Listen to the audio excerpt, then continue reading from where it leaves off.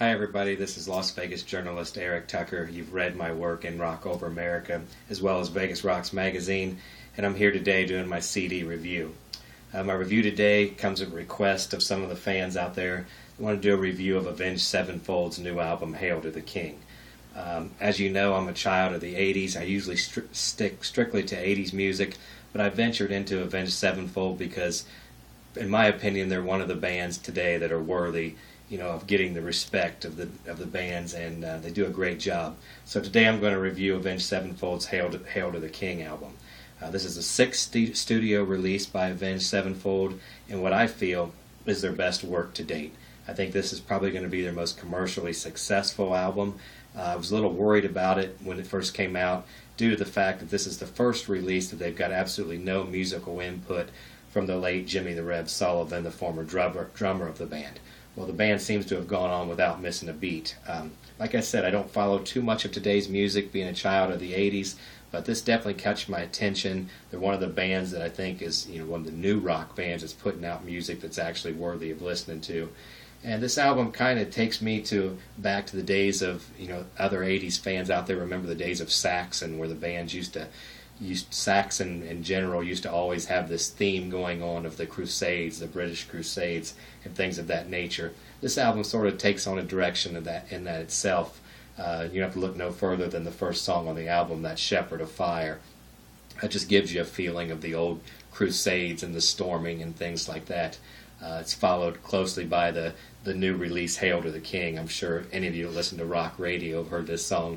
They seem to play it now once an hour on the hour, if not more, on your rock radio stations, especially here in Las Vegas and Comp Radio. Just a real big hit for the band. This is probably their most commercially successful song, ever. From there's also some very good releases on this album. I could see this album very easily having at least 4 or 5 radio hits, real popular radio hits coming off of it. The next being probably This Means War, which is the fourth track on the release. I hate to say this, Metallica fans jump on me all the time if I say this, but this song, if it doesn't take you back to the Metallica Black album, I don't know what will, other than the vocals. This song looks like it could fit right on the Metallica Black album. Musically, it's along those same lines. You listen to it musically, you can't help but think of some of the songs, especially songs such as Sad But True and things like that were on the Black album. This song seems like it would fit in perfectly there. You can tell they've had a heavy influence. You go a little further into the album, you get into what's the first ballad from Avenged Sevenfold, and that's Crimson Day. Just a beautiful song that I think, as anyone that listens to this album, as you listen to it, all the way through, this song catches you. This catches your attention, brings you your attention, just what this band can do. They're most known for their hard driving, heavy sound, almost a punk sound they have, but this takes a total left turn at Crimson Day, just as some of their previous albums did with, when they had Seize the Day, also the song that they had that was the late, their ballad that was in reference to the late Jimmy the Rev Sullivan, So Far Away. This song sort of takes a left turn from where the rest of the album was. The only negative is a few of the songs after that kind of seem to tail off just a little bit. Not a lot, but they're not as solid, I don't believe, as some of the first songs on the album. Still worth listening to. And then you get to the last song, which is the second ballad on this album, and it's Acid Rain. Just like Crimson Day, this is a total departure kind of from the rest of the album, the rest of their typical music, but another really beautiful ballad that I could also see being a radio hit.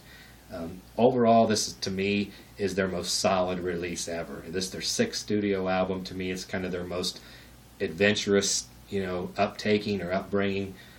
I believe it's going to be their most commercially successful album of all time. I don't think there's any doubt about that. The only negative I have to say about Avenged Sevenfold is the negative that I've had on their past albums. It seems as though they got a little bit of an identity crisis. You'll see, just like on this album, you got these hard-driving, heavy-sounding, big, produced songs such as Shepherd of Fire, Hail to the King, and then they kind of take that left turn. You've got Crimson Day and Acid Rain on this album that are really a departure from the rest of the album. Wonderful, beautiful songs, but it almost seems like it could be 2 different bands. When they go the ballad direction, these are totally different sounding songs.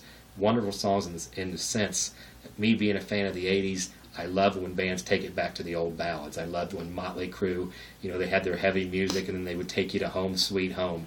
To me, there's nothing wrong with that. And that's what Avenged Sevenfold does here. They got their heavy music, then they take you to the ballad. Little bit of a spoiler alert. If you haven't seen this band live in concert yet, you might want to close your ears at this point. The problem I have with it is live. They're just playing here in Las Vegas live. They don't bring these songs out in concert. You don't hear Seize the Day. You don't hear So Far Away. You didn't hear Crimson Day and Acid Rain, which are the two ballads from this record. And, I know Matt listens. I know he's listening. I know Sinister Gate listens. My message to you guys is your fans love these songs. There's nothing wrong with the departure you take into these ballads. Your fans love these songs. I'd like to see you guys do these songs live, to know that they're not just songs that are produced in the studio that you can't do a live production of. We know you can, because I know you've done So Far Away many times in concert in the past. I've seen it before. You do a great job with it. So I'd like to see you not forget about those ballads, especially when it comes to live. I'd love to see something like Crimson Day or Acid Rain done live, so that you can show the people, that other side of you a little more. Overall, just an excellent album. Maybe one of the best albums released this year. Definitely is going to be one of the most commercially successful. I urge everybody to go out and pick it up if you don't have it yet. Thank you.